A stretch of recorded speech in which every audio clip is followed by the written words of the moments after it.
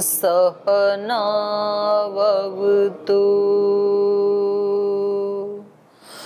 सहनौ भुनक्तु सह वीर्यङ्करवावहै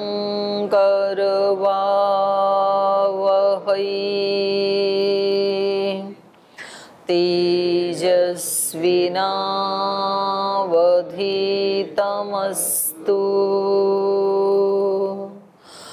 मा विद्विषावहै।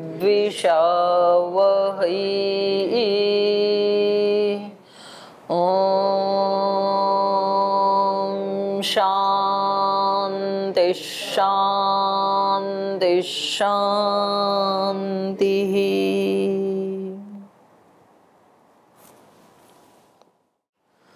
तो हम वेदांत दर्शन में द्वितीय अध्याय का तृतीय पाद पढ़ रहे हैं और यहाँ पर प्रकरण चल रहा है भूतों की उत्पत्ति का।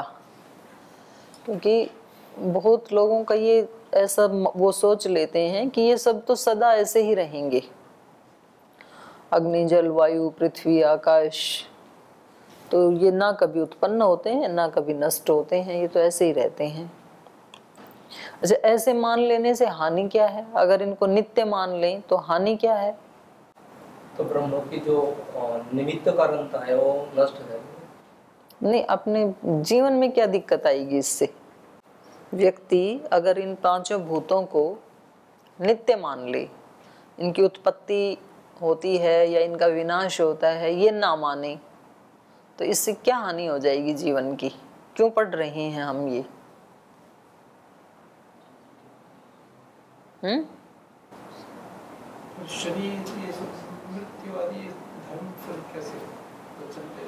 बताओ, मैं आपसे पूछ रही हूँ, अपना अपना उत्तर दो। क्यों पढ़ रहे हैं हम वेदांत दर्शन?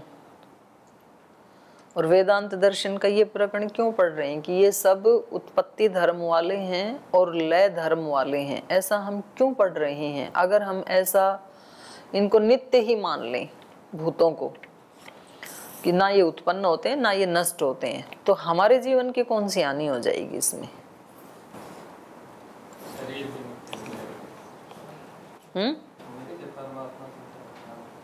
नित्य परमात्मा के खिलाफ जाने से हानि क्या होगी? ये दुख का कारण है जब ये शरीर पंचभूत शरीर से बना ही रहेगा।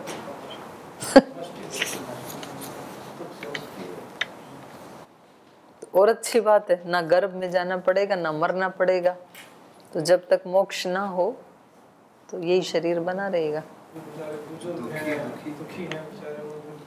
अच्छा, तो फिर मतलब उनको सुनाना चाहिए ये पाठ, हम क्यों सुने? हम तो बुजुर्ग हैं नहीं।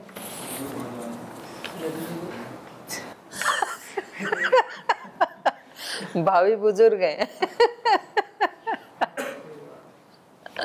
भूतों को यदि नित्य माना जाए तो उसकी जो सृष्टि का जो लय है, जैसे दिन में सोने के बाद रात में विश्राम जरूरत होता है आत्मा की उन्नति के लिए, शक्ति प्राप्त करने के लिए। अरे ना मानोगे तब भी रात्रि आएगी ही। मतलब मानने की क्या जरूरत है, जानने की क्या जरूरत है? रात आई तब सो जाना, वो तो चल ही रहा है। आपके जानने से थोड़ी रात दिन बन रहे हैं। कितने लोग हैं जो वेदांत नहीं पढ़ रहे, उनके लिए रात्रि आती ही है, विश्राम करते ही हैं। सृष्टि का प्रलय नहीं होगा ना, जीवन की क्या हानि होगी? हाँ, नहीं पढ़ोगे तो क्या हानि हो जाएगी? क्यों पढ़ रहे हैं? तो ये जो योगेंद्र जी और पूज्य स्वामी आर्षदेव जी ने कहा, यही उसका उत्तर है। भूत यदि नित्य हैं तो शरीरों को भी हम नित्य मानेंगे, और शरीरों को नित्य मानेंगे तो जो शरीर के सुख दुख हैं, जो इसके जो इंद्रियों के विषय हैं, तो फिर तो नित्य को सुख देने के लिए उस सब के पीछे लगे रहेंगे। और शरीर को नित्य मान के शरीर की ही पूजा करते रहेंगे, इसी की परवाह करते रहेंगे, तो वास्तव में जो नित्य है, जिसको प्राप्त करने के लिए ये शरीर मिला है साधन, तो वो साध्य छूट जाएगा। फिर ये तो साधन है ना, क्योंकि शरीर भी तो भूतों से ही बना है ना। तो अभी ये हानि हो ही रही है हमारी ऑलरेडी। अभी हमने क्या मान रखा है? शरीरों को नित्य मान रखा है। भूतों को नित्य मानना या शरीर को नित्य मानना एक ही बात है। तो हमारा अभी 99% टाइम शक्तियां किस में चली जाती हैं? शरीर को ठीक ठाक रखने में। शरीर भूखा ना रहे तो इसके खाने की कितनी वस्तुएं हैं, अन्न से लेकर के फल फूल शाक सब्जी और दूसरे अगड़म बगड़म, उनको खरीदने के लिए, बनाने के लिए, पकाने के लिए कितना समय चला जाता है। फिर वो मतलब ये सारा का सारा समय देखो ना आप अपना 24 घंटे में से कितना समय तो हमारा भगवत भक्ति के लिए, प्रभु स्मरण के लिए, आत्म साक्षात्कार के लिए, सत्य तत्व को जानने के लिए कितना समय जाता है हमारा। और उससे अतिरिक्त जो है वो सारा इसी का माना जाएगा। शरीर, इंद्रिय, इंद्रियों के विषय, संसार, तो उसमें कितना जाता है। हम उन्हीं को प्राथमिकता देने लगते हैं ना फिर, कि भाई आज चलो एक मीटिंग है तो मीटिंग पहले कर लेते हैं, वजन तो बाद में भी हो जाएगा, वो तो अपने हाथ में है ना। तो हमने महत्ता किसको दी? शरीर और शरीर से जुड़े हुए जो दूसरे शरीर, विषय या स्थूल कर्म हमारे। तो हम ऐसा क्यों कर लेते हैं उस समय में भी? क्योंकि अभी हम केवल शरीर और शरीर के संबंधों को ही नित्य जैसा मानते हैं, स्थायी मानते हैं, उनको प्रायोरिटी पे रखते हैं। तो ये हमारी हानि हो रही है। और जो ये मानेगा कि भाई ये नित्य नहीं है, ये लिमिटेड पीरियड के लिए मिले हैं, साधन हैं ये, और इस साधन से कोई बड़ा साध्य पाया जा सकता है, तो बेशक वो संध्या ना करे। ऐसा नहीं है कि संध्या करने से मतलब, संध्या का मतलब बैठ जाए उस समय व्यक्ति, उसी को ही भगवत प्राप्ति होगी, दूसरे को नहीं, ऐसा नहीं है। पर उसको ज्ञान हो गया तो वो दूसरे काम करते हुए भी भगवत भक्ति में ही है। उसके जीवन का पूरा नक्शा ही चेंज हो जाएगा, शीर्षासन हो जाएगा। फिर वो काम करे ना करे पर उसको सब कुछ स्पष्ट है। तो इसलिए ये जानना बहुत जरूरी है, ये भूत क्या हैं, कैसे उत्पन्न होते हैं, भूतों से बना फिर भौतिक शरीर, भौतिक इंद्रियां, तो कर्म इंद्रियां तो भौतिक ही हैं, और जो ज्ञान इंद्रियां हैं वो अहंकारिक हैं, पर उनको जड़ कहा है। तो ये प्रसंग चल रहा था। तो यहाँ इन्होंने उत्पत्ति दिखाई सबसे पहले आकाश की, और पूर्व पक्षी ने कहा कि आकाश तो उत्पन्न होता नहीं है क्योंकि कोई इसका प्रमाण नहीं है। फिर इन्होंने प्रमाण दिया संभूत, तो उन्होंने कहा नहीं, ये तो संभूत शब्द तो गौण है। तो यहाँ पर सिद्धांती का कहना है कि गौण मानेंगे यदि, तो सब जगह फिर हमें ये पूरे शास्त्र ही बदलने पड़ेंगे। जहाँ जहाँ प्रतिज्ञा है ऋषियों की, उन सब की हानि होने लगेगी। उन सब की हानि ना होवे, उन सब वचनों की रक्षा होवे। इसलिए इसको मुख्य अर्थ, जो इसका अर्थ है वही अर्थ मानो, गौण अर्थ मत मानो। संभूत अर्थ का मतलब उत्पन्न होना। तो यहाँ पर तस्माद् वा एतस्मात् आत्मनः आकाश संभूत, इस वाक्य को लेके चल रहे हैं। तो सब शब्द प्रमाण की इससे क्या हो जाएगी? रक्षा हो जाएगी, मुख्य अर्थ मानेंगे तो। और गौण मानेंगे तो सारा शब्द शास्त्र बदलना पड़ेगा, सब जगह बताना पड़ेगा कि भाई यहाँ पर तो गौण अर्थ है, और फिर ये बनेगा भी नहीं। फिर उत्पन्न कैसे हुई? क्योंकि 5 तत्वों में से 4 उत्पन्न होते हैं, ये तो मान रहा है पूर्व पक्षी, केवल आकाश को नहीं मान रहा है। यतो वा इमानि भूतानि जायन्ते, तो वहां भी बताना पड़ेगा कि जायन्ते में 4 जगह तो जायन्ते का मुख्य अर्थ है, और आकाश के लिए केवल गौण अर्थ है। तो सारा शास्त्र बदल जाएगा। वहां तो ऐसे कुछ कहा ही नहीं, इमानी भूतानी कहा, अब हमें इमानी भूतानी के 2 टुकड़े करने पड़ेंगे, तो सारा गड़बड़ हो जाएगा ना, प्रतिज्ञा की हानि हो जाएगी। तो प्रतिज्ञा की अहानि हो, अहानि मतलब रक्षा हो, इसलिए इसका मुख्य अर्थ ही लेना चाहिए। और समाधाने अपरो हेतु, दूसरा हेतु क्या दिया? यावद विकारम तो विभागो लोकवत। दूसरा हेतु ये दिया कि भाई जहाँ कहीं भी विकार दिखाई देता है ना, तो वो अपने उस निमित्त कारण से, बनाने वाले से अलग होता है। जैसे घट एक विकार है, तो घट को घट बनाने वाला जो कुंभकार है उससे वो अलग होता है। पट एक विकार है, तो वो तंतु आय से भिन्न होता है, उससे एक नहीं होता है, एक नहीं होता है, इससे भिन्न होता है। इससे क्या निकल के आएगा कि ये जो आकाश है ये भी किसी से उत्पन्न हुआ है, तो उत्पन्न होने वाला उत्पन्न करने वाले से भिन्न होता है। और जो कार्य होता है, जो किसी को उत्पन्न करता है, वो उत्पन्न किया हुआ कार्य हमेशा अनित्य होता है। कारण ही नित्य होता है, कार्य हमेशा अनित्य होता है। तो यही हम पढ़ रहे थे। यावद विकार जातम यावद विकृतिम आपन्नम वस्तु तत्कार्यम भवति। जो विकार को प्राप्त होता है, विकृति को प्राप्त होती है, उस वस्तु को कार्य कहा जाता है। तस्य निमित्त कारणात् रचयितु विभाग।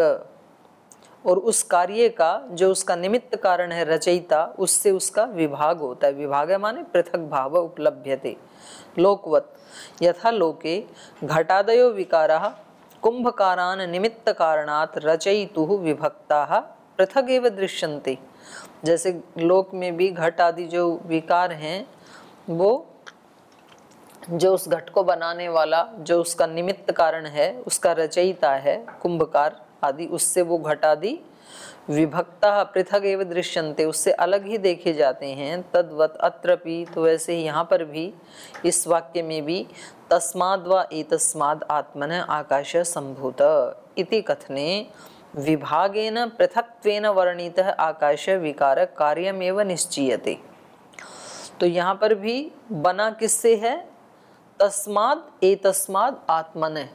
तो ये तो हो गया रचयिता या निमित्त कारण हो गया, और आकाश क्या हो गया?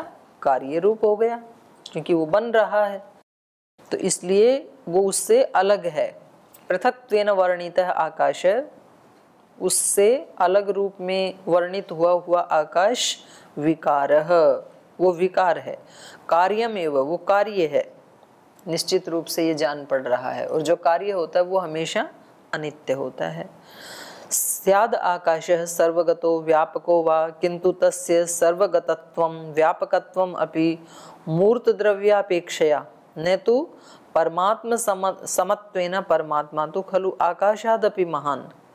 अब कोई व्यक्ति यहाँ पर कहे कि जो कार्य जो होता है वो तो किसी एक देश में रहता है, लेकिन आकाश तो सर्वत्र व्याप्त है, तो उसको हम कार्य रूप कैसे माने? कार्य तो कोई, जैसे घटपट आदि किसी एक देश में रहते हैं ना, कार्य वस्तु जो भी होती है वो किसी एक देश में रहती है, लेकिन आकाश क्या है? सर्वगत है। और जो सर्वगत है उसको तो नित्य मानना चाहिए, क्योंकि उसको उत्पन्न हुआ कैसे माने हम? ऐसा यदि कोई कहे तो कह रहे हैं शाद आकाश सर्वगत है, भले ही आकाश सर्वगत है, व्यापको वा, भले ही वो सब जगह व्यापक है, लेकिन किंतु तस्य सर्वगतत्वम व्यापकत्वम अपि, लेकिन उसका जो सर्वगतत्व है और व्यापकत्व है वो कैसा है? मूर्त द्रव्यापेक्षया, मूर्त द्रव्यों की अपेक्षा से वो सर्वगत दिखाई देता है, लेकिन वैसे वो सर्वगत नहीं है। जैसे जो सारी पृथ्वी है, हम कहेंगे कि भाई पृथ्वी कोई कार्य द्रव्य, पृथ्वी कार्य द्रव्य है कि नहीं है? है, लेकिन पृथ्वी कहाँ तक है? आप कहेंगे जी सब जगह व्यापक है पृथ्वी, तो देश में विदेश में कहीं भी जाएं, राज्य में, प्रांत में, जिले में, शहर में, तो पृथ्वी तो सब जगह है, कोई ऐसा स्थान नहीं है जहाँ पृथ्वी ना हो। तो ये बात हम किसकी अपेक्षा से कह रहे हैं? हम पृथ्वी पे रहने वाले जो एक देशी प्राणी हैं उनकी दृष्टि से हम कह रहे हैं कि पृथ्वी क्या है? सर्वगत है, सर्वव्यापक है। लेकिन जब आप पूरे इस ब्रह्मांड की दृष्टि से देखेंगे तो ये पृथ्वी भी आकाश में एक छोटी सी जगह है, गेंद की तरह से है। तो ऐसे ही ये जो पंचभूत वाला जो आकाश है वो इस पृथ्वी की जो वस्तुएं हैं, मूर्त द्रव्य हैं, उनकी अपेक्षा से तो वो सर्वगत है, सर्वव्यापक है। लेकिन पूरे इस ब्रह्मांड की दृष्टि से, या ब्रह्मांड में भी चलो उसको मान लिया हमने, वो सर्वगत है, सर्वव्यापक है, लेकिन परमात्मा की दृष्टि से वो सर्वव्यापक नहीं है, क्योंकि पूरी जो प्रकृति है वो परमात्मा के एक देश में, एक कोने में रहती है, ये हमने पहले पढ़ा ना।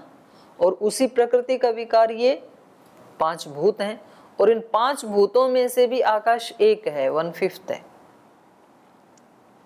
तो ये परमात्मा की तरह से व्यापक नहीं है, और परमात्मा की तरह से व्यापक नहीं है तो निमित्त कारण परमात्मा है, और ये उस परमात्मा के निमित्त से बनने वाला कार्य द्रव्य है। ठीक है, तो वही कह रहे हैं, न तो परमात्मा समत्वेन, परमात्मा के समान व्यापक नहीं है ये, सर्वगत नहीं है ये। परमात्मा तो खलु आकाशादपि महान, क्योंकि परमात्मा तो इस आकाश से बहुत महान है, परमात्मा के बराबर भी नहीं है ये। उक्तम च, परमात्मा के बारे में छांदोग्य उपनिषद में क्या कहा, ज्यायान अंतरिक्षात, ये अंतरिक्ष यद्यपि सर्वगत है, सर्वव्यापक है, लेकिन परमात्मा तो उससे भी ज्यादा महान है। और वेदे च, वेद में भी कहा, तो अमस्य पारे रजसो व्योमन, तो व्योमन मतलब तो सीधा सीधा आकाश ही होता है। तो उसमें क्या कहा कि हे प्रभु आप तो अस्य रजसो पारे व्योमन, इस आकाश से भी आप तो परे हैं। तो इसका मतलब आकाश परमात्मा की तरह सर्वगत या सर्वव्यापक नहीं है, और जब सर्वगत सर्वव्यापक नहीं है तो उसकी तरह से नित्य भी नहीं है, आकाश की उत्पत्ति होती ही है। तस्माद् आकाशस्य उत्पत्ति न्याय्या, इसलिए आकाश की जो उत्पत्ति बताई है वो ही न्यायोचित है। एतेन मातरिश्वा व्याख्यातः, और जब हमने आकाश को ही उत्पत्ति धर्म वाला बता दिया तो इसी से वायु को भी उत्पत्ति धर्म वाला मान लेना चाहिए, उसको भी व्याख्यात मान लेना चाहिए। एतेन माने अनेन व्याख्यान प्रकारेण विवेचनेन वा वायुरपि व्याख्यातो विज्ञेयो, ये जो आकाश का व्याख्यान का प्रकार था, विवेचन था, इससे वायु की भी व्याख्या हो गई है, ऐसे मान लेना चाहिए। यत् सोपि पृथक भावात् विकारः उत्पत्तिमान कार्यम वा, क्यों मान लेना चाहिए, क्योंकि वो वायु भी उस निमित्त कारण से पृथक होने के कारण, विकार होने के कारण, उत्पत्तिमान होने के कारण कार्य है वो भी, और कार्य जो होता है वो अनित्य होता है। अब ये कह रहे हैं पूर्व पक्षी, आकाश पवनयोः अमूर्तयोरपि यद उत्पत्ति तदा परमात्मो अमूर्तस्य अपि उत्पत्ति कुतो न भवेत् इति आकांक्षायाम उच्यते। बोले अच्छा देखो, ये आकाश क्या है, अमूर्त, पवन भी क्या है, अमूर्त। तो ये दोनों अमूर्त होते हुए भी यदि आप इनको उत्पत्ति धर्म वाला मान रहे हैं तो परमात्मा भी क्या है, अमूर्त, उसकी भी कोई मूर्त नहीं है, तो फिर तो उसको भी उत्पत्ति धर्म वाला मान लो। क्योंकि जो आप बता रहे हो कि ये आकाश भी उत्पत्ति धर्म वाला है और वायु भी उत्पत्ति धर्म वाला है, तो ये तो अमूर्त रूप हैं दोनों, आप अमूर्तों को भी उत्पत्ति धर्म वाला बता रहे हो, तो फिर तो परमात्मा भी अमूर्त है, तो उसको भी उत्पत्ति धर्म वाला ही मान लो। जो जो अमूर्त है वो उत्पत्ति धर्म वाला है, ऐसा पूर्व पक्षी की आकांक्षा है। तो बोलो वो भी क्यों ना उत्पत्ति धर्म वाला ही हो जाए, परमात्मा भी, ब्रह्म भी। तो ऐसी आकांक्षा करते हुए अगला सूत्र बोल रहे हैं पूर्व पक्षी, असंभवस्तु सतो अनुपपत्ते है। लेकिन कह रहे हैं ये तो असंभव है, यदि आप परमात्मा को भी अमूर्त मान के उत्पत्ति धर्म वाला बताने लगे, माने आपके अनुसार तो परमात्मा भी फिर उत्पत्ति धर्म वाला होना चाहिए, लेकिन असंभवस्तु, लेकिन ये तो असंभव है, परमात्मा उत्पन्न नहीं हो सकता है। सतो अनुपपत्ते, क्योंकि सत की उपपत्ति के अनुपपन्न होने से, जो सत, क्यों, क्योंकि परमात्मा तो सृष्टि से पहले भी सत था, और जो सत है वो कैसे उत्पन्न हो सकता है। तो बात को घुमा रहा है ना पूर्व पक्षी। सत असंभव सृष्टि प्राक् सद्भूतस्य शाश्वतिक सत्तया वर्तमानस्य परमात्मनो असंभवो न संभव उत्पादो न भवति।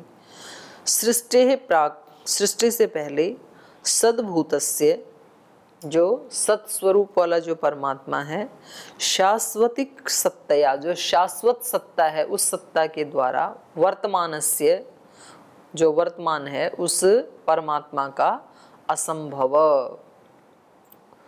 असंभव कोई खोला, न संभव, न संभव मतलब उत्पादो न भवति, उसकी उत्पत्ति नहीं हो सकती है। वो तो सृष्टि के भी पहले ही है, तो उसको कौन उत्पन्न करेगा? वो सारी सृष्टि को उत्पन्न करता है।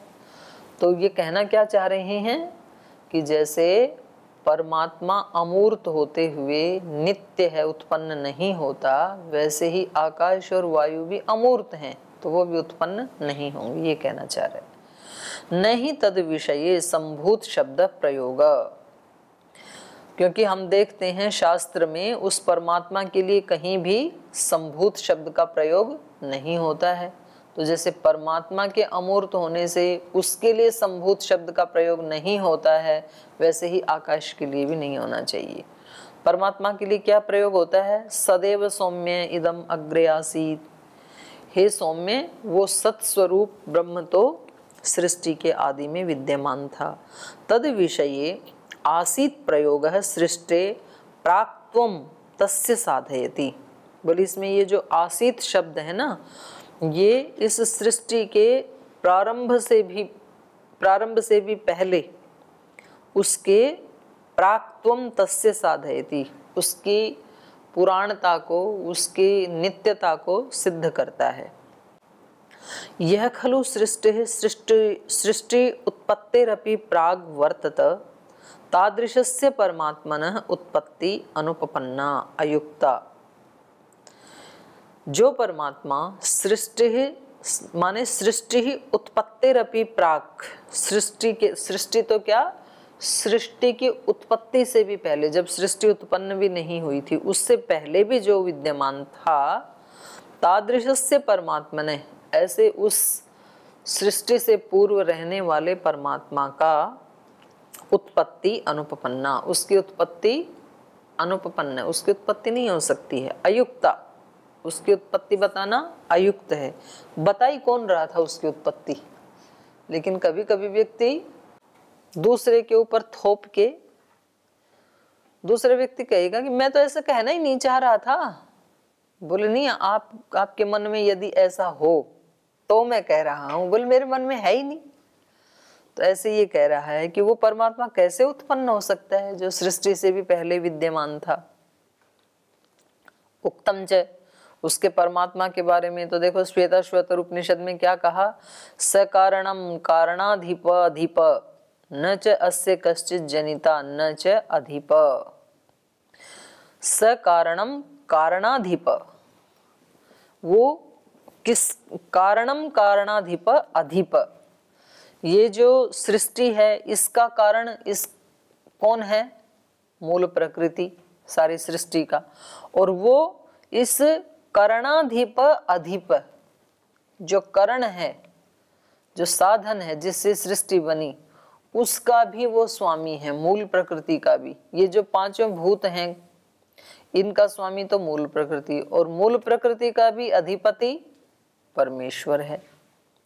न च अस्य कश्चित जनिता न च अधिप, इस परमात्मा का ना तो कोई जनिता है, उत्पन्न करने वाला है, और न तो अधिप, ना कोई अधिपति है। तो उसका कोई अधिपति नहीं है, उसका कोई जनिता नहीं है। वेदे च, वेद में भी कहा अजय एक पात, वो परमात्मा क्या है? अजय, अजन्मा है वो, एक पात, उसका ज्ञान एक रस रहता है। पतलरी गतऊ है ना, पहले भी आया था। तो उस परमात्मा का ज्ञान, उसका आनंद सदा एक जैसा रहता है। तस्मात् स परमात्मा अजन्मा शाश्वती कह, इसलिए वो परमात्मा क्या है? अजन्मा है, शाश्वत है वो। यद्यपि बात परमात्मा की चल ही नहीं रही थी, लेकिन पूर्व पक्षी ने अमूर्त को पकड़ करके केवल और अमूर्त से परमात्मा के साथ सादृश्यता लगाकर और बात को घुमा दिया कि जैसे परमात्मा नित्य है, उत्पन्न नहीं होता है अमूर्त होते हुए, वैसे ही वायु और आकाश भी क्योंकि अमूर्त हैं तो इनकी भी उत्पत्ति नहीं होगी। तो प्रमाण सारे किसके दे दिए?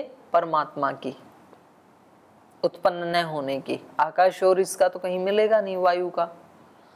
तो ऐसे कभी कभी ये छल का, जाति का प्रयोग कर लेते हैं।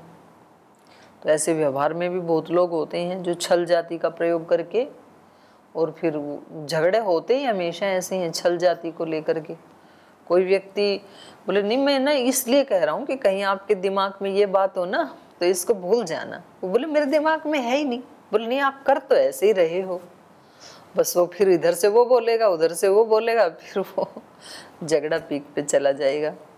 तो फिर कोई तीसरा व्यक्ति आए पूछने कि भाई तुम्हारा झगड़ा किससे हुआ, बात क्या थी? बोले कुछ बात नहीं, बस ये ऐसे कह रहे थे। वो बोले मैंने कहा ही नहीं, मैंने ऐसे सोचा ही नहीं।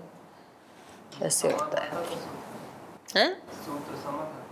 ना पूर्व पक्षी का है, पूर्व पक्षी कह रहा है। जैसे उन्होंने कहा थी आकांक्षायां मुच्यते, ऐसा लग रहा है जैसे ये पूर्व पक्षी की तरफ से, पूर्व पक्षी की तरफ से तो कहा जा रहा है, मतलब वाक्य तो पूर्व पक्षी की तरफ से ना सूत्र भी उसी की तरफ से उत्तर दे रहा है। ऐसी मतलब कुतो न भवेत इति आकांक्षा है, माने वो भी होना चाहिए आपके अनुसार तो, लेकिन नहीं होगा वो तो। जो आप कह रहे हो कि भाई आकाश और पवन अमूर्त होते हुए, आकाश पवनयो अमूर्तयोरपि यद उत्पत्ति, उनकी आप उत्पत्ति बता रहे हैं। तो कह रहे तब तो परमात्मनो अमूर्तस्य अपि उत्पत्ति कुतो न भवेत, तो वो भी अमूर्त, उसकी उत्पत्ति क्यों ना हो? अर्थात उसकी भी उत्पत्ति होनी चाहिए आपके मत में तो, लेकिन असंभवस्तु, लेकिन ये ठीक नहीं है, नहीं हो सकती है परमात्मा की तो उत्पत्ति। तो ये इसका बस एक सूत्र हो गया। आगे अब ये उसका सिद्धांति का ही सूत्र है, वो जो एक क्रम बता रहे थे ना, सबसे पहले आकाश उत्पन्न हुआ, आकाश के बाद वायु, तो उन्होंने कहा था एतेन मातरिश्वा व्याख्यात। फिर तीसरे नंबर पे उत्पन्न हुआ तेज, तेजो तस् तथा ह्याह, तेज अतः तथा ही आह। अतः मतलब वो जो पीछे वाला है, अर्थात वायु, उसके बाद पहले आकाश, उसके बाद वायु, अतः मतलब वायु से तेज, तथा ही आह। और ऐसा ही शास्त्र में कहा है। शास्त्र में क्या कहा है? आकाशाद वायु, वायोः अग्नि, तैत्तिरीय उपनिषद का दिया। अतः माने मातरिश्वन वायोरनंतरम तेजो अग्नि उत्पद्यते, तथा ही आह, तथा ही क्रमेण श्रुतिर वदति, क्रम यही है, श्रुति इसी क्रम से बता रही है। तस्माद् वा एतस्माद् आत्मनः आकाशः सम्भूतः, आकाशात् वायुः, वायो अग्नि। फिर आगे डॉट डॉट कर दिए, क्योंकि अग्नि से आगे क्या उत्पन्न होगा?